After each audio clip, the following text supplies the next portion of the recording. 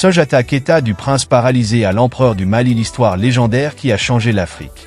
La prophétie. Dans les vastes étendues de l'Afrique de l'Ouest médiévale, où le fleuve Niger traçait des méandres d'or à travers les terres ancestrales, une prophétie allait bouleverser le cours de l'histoire.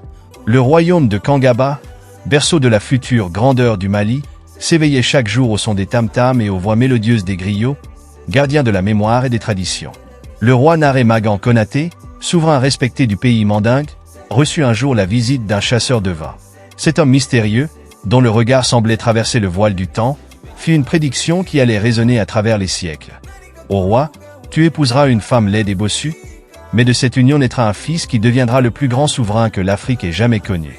Il sera la lumière dans l'obscurité, la force dans la faiblesse, et sous son règne, le Mali connaîtra une gloire immortelle. La naissance d'un destin. Le destin, tel un tisserand habile, commença à tisser sa toile. Deux chasseurs traversant les terres sauvages rencontrèrent une femme dont l'apparence surprenante correspondait exactement à la prophétie.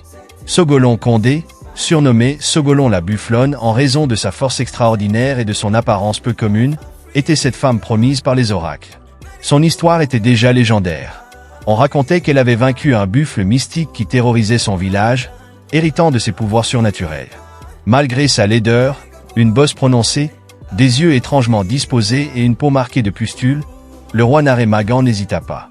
Il reconnut en elle le signe du destin et l'épousa, faisant d'elle sa seconde femme. La première épouse du roi, Sassouma Bérété, observait ces événements avec un mélange de dédain et d'inquiétude. Mère du prince d'Ankaran Touman, elle voyait dans cette nouvelle union une menace pour l'avenir de son fils. L'enfant de la douleur. La naissance de Sunjata fut accompagnée de signes extraordinaires. Les griots racontent que le jour de sa venue au monde, un vent puissant balaya le royaume, et les feuilles des baobabs tremblèrent comme si elles dansaient. Pourtant, la joie initiale fit bientôt place à l'inquiétude, l'enfant ne marchait pas. Année après année, Sunjata restait cloué au sol, se déplaçant en rampant comme un serpent dans le palais royal. Son handicap devint source de moqueries cruelles.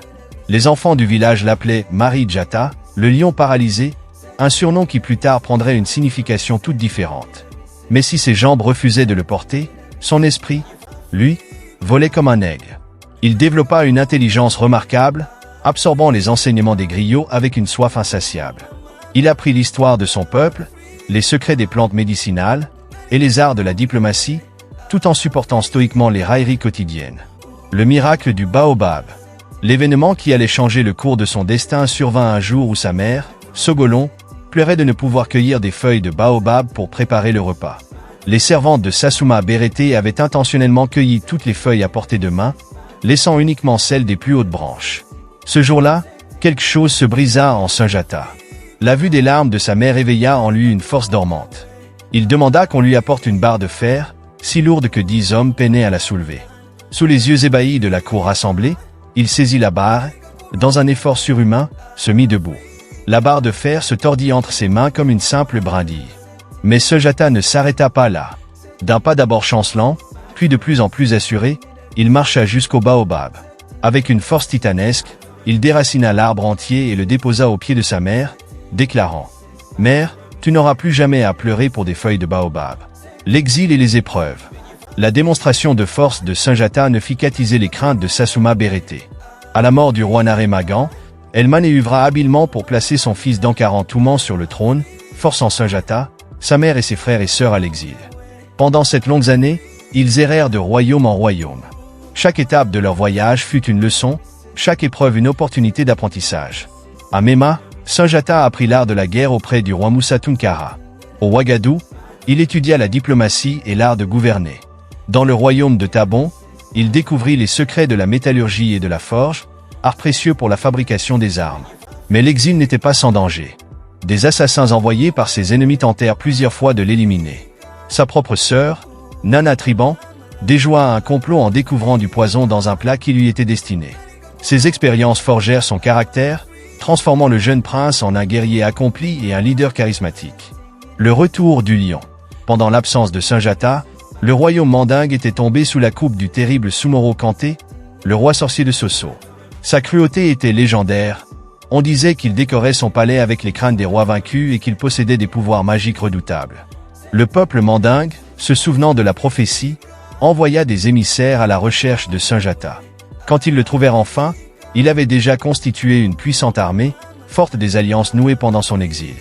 Son retour fut précédé par le son des djembes et le chant des griots. Les anciens racontent que les oiseaux eux-mêmes répétaient son nom. Sunjata, Sunjata, le lion est de retour. La bataille de Kirina. La confrontation finale avec Sumoro Kanté eut lieu dans la plaine de Kirina, en 1235. Cette bataille devint l'une des plus célèbres de l'histoire de l'Afrique de l'Ouest, mêlant prouesse martiale et pouvoir mystique.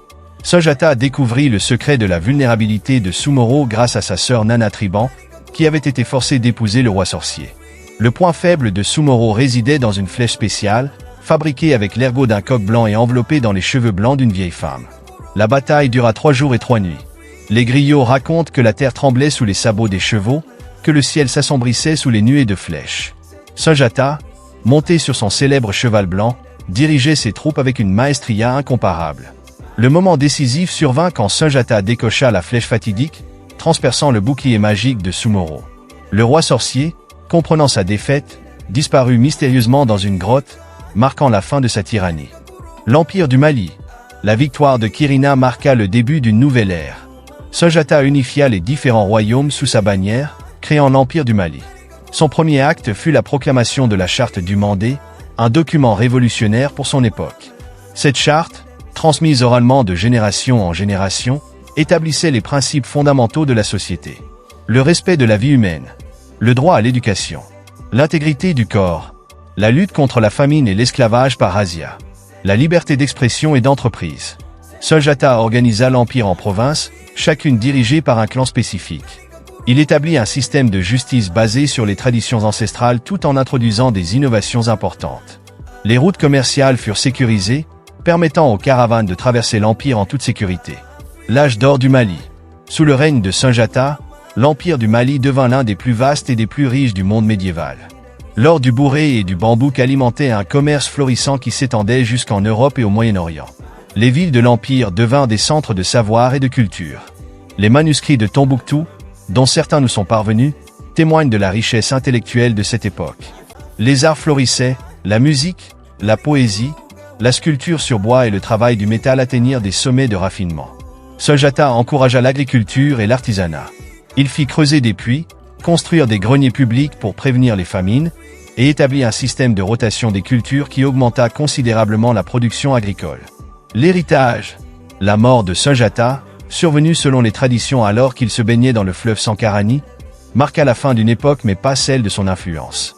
L'empire du Mali continua de prospérer pendant des siècles, atteignant son apogée sous Mansa Musa, son petit-fils. L'héritage de Sunjata perdure aujourd'hui à travers la tradition orale des griots qui perpétue son histoire, les principes de gouvernance qu'il établit et qui influencent encore la politique locale, les festivals et célébrations qui commémorent son règne, les valeurs de courage, de persévérance et de justice qu'il incarna. Le message intemporel. L'histoire de Sunjata Keita transcende les siècles pour nous livrer un message universel. Elle nous enseigne que nos plus grandes faiblesses peuvent devenir nos plus grandes forces, que le destin peut être façonné par la volonté, et que la véritable grandeur réside dans la capacité à transformer l'adversité en triomphe. Dans un monde moderne où nous cherchons constamment des sources d'inspiration, l'épopée de Sunjata reste d'une étonnante actualité. Elle nous rappelle que les obstacles, aussi insurmontables qu'ils puissent paraître, peuvent être vaincus avec de la persévérance, du courage et de la sagesse. Ainsi se perpétue la légende de Sunjata Keita, l'enfant paralysé devenu empereur, dont le nom continue de résonner à travers les générations, porté par le vent chaud de la savane africaine, rappelant à tous que les plus grandes victoires sont celles que l'on remporte sur soi-même.